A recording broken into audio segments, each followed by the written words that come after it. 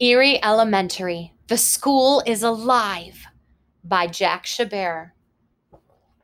Eerie Elementary, The School is Alive. Author, Jack Chabert. Illustrator, Sam Ricks. This recording will include chapters 1, 2, and 3. Chapter 1. It begins. "This is horrible," said Sam Graves. He was holding up a shiny orange sash. "I can't believe I have to wear this." It was Monday morning, and Sam and his best friends, Antonio and Lucy, were standing in front of their lockers. They were waiting for the bell to ring. "Wait, you're a hall monitor?" Antonio said. "I didn't even know Eerie Elementary had hall monitors." Sam kicked at the floor. "They do now, and it stinks. The principal called my mom last night and said I had been chosen. Oh, it's going to be terrible. I have to stand in the hallway and yell, 'Get to class,' and 'No skateboarding.'" "Well, at least you get to wear that cool orange sash," Lucy teased. Sam stuck out his tongue. "Bring!"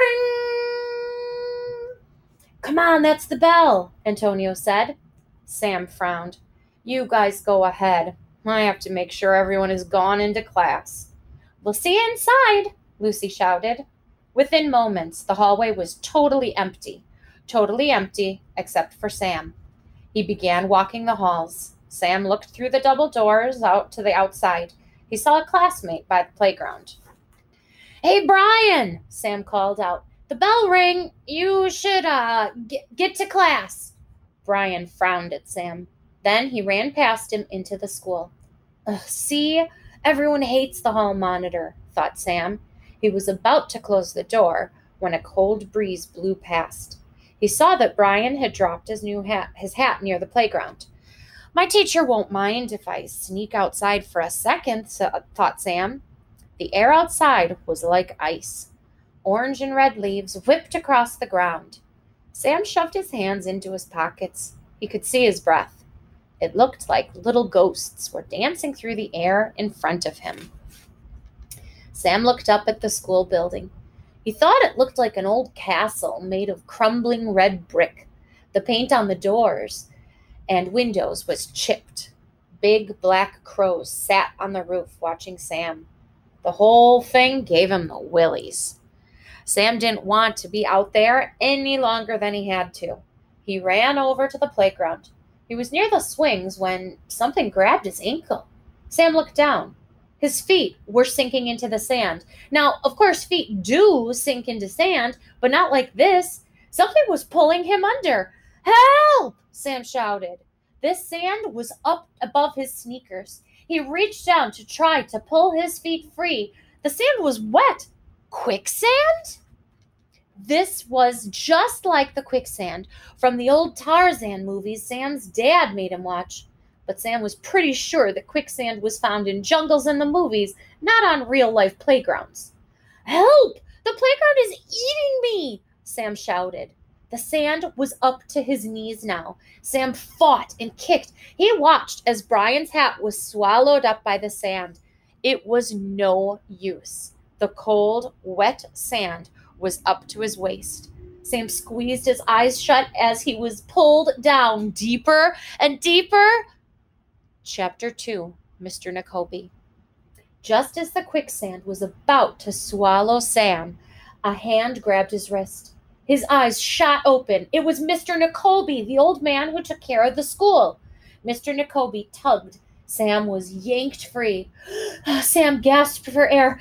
"The playground sand," Sam said. It tried to eat me." Mr. Nakobi slowly got to his feet. He was out of breath too.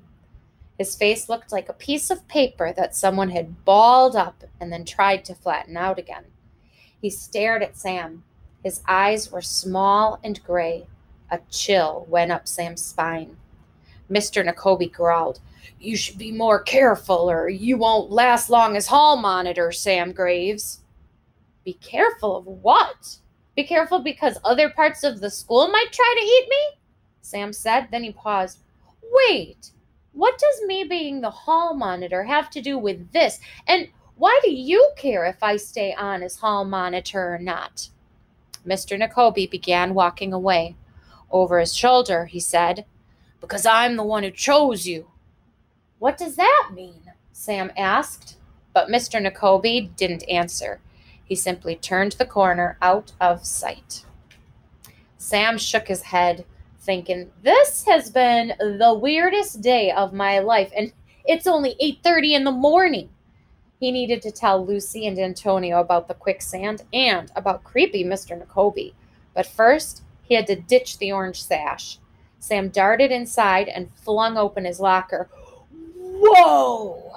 He stumbled back and threw his hands over his nose. His locker stunk. The smell coming out of Sam's locker reminded him of rotten chocolate milk or something. Yikes, what did I leave in here? He asked. Sam shoved the sash inside his locker. Then he knew what it smelled like. Really bad breath. Chapter 3. Tick-tock, tick-tock. Sam slammed his locker shut. He rushed into Ms. Grinker's classroom. Ms. Grinker was short and thin with frizzy gray hair. She was listing everyone's parts for Friday's class play on the board. Sam slid into his desk between Antonio and Lucy. He whispered, "Guys, the freakiest thing just happened. I got trapped in quicksand on the playground." Lucy scrunched up her forehead. Antonio scratched his chin. Then they both tried not to laugh.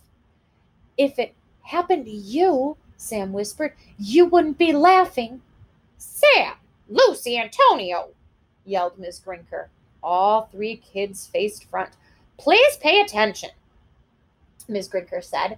"I am still giving out the parts for Peter Pan." "I'm playing Peter Pan," Antonio whispered to Sam. He had a big smile on his face. He always did. He was the happiest kid Sam knew. "And I'm playing Wendy," Lucy whispered. "Sam Graves, you'll be playing Noodler. He is one of Captain Hook's friendly pirates." And Miss Grinker. Sam nodded, but all he could think about was the man-eating playground. As the day wound down, Sam stared out the window. An old oak tree was blowing in the breeze. It was moving strangely. Sam leaned forward on his desk. The tree looked like a giant oak hand waving at Sam. Sam shivered. Then he looked at the clock across the room. How long until this day is over? He thought. Sam could hear the clock. Tick-tock, tick-tock, tick-tock. How can I hear the clock from all the way over here? He wondered. Then the sound of the clock changed. Sam no longer heard tick-tock, tick-tock, tick-tock. The sound became ba-bump, ba-bump. Sam was even more confused. That doesn't sound like a normal clock. But I do know that sound. Ba-bump, ba-bump, ba-bump, ba-bump, ba-bump, ba-bump. It sounded like a beating heart. Pick up next time at Chapter 4, Something Awakens. Thanks for joining.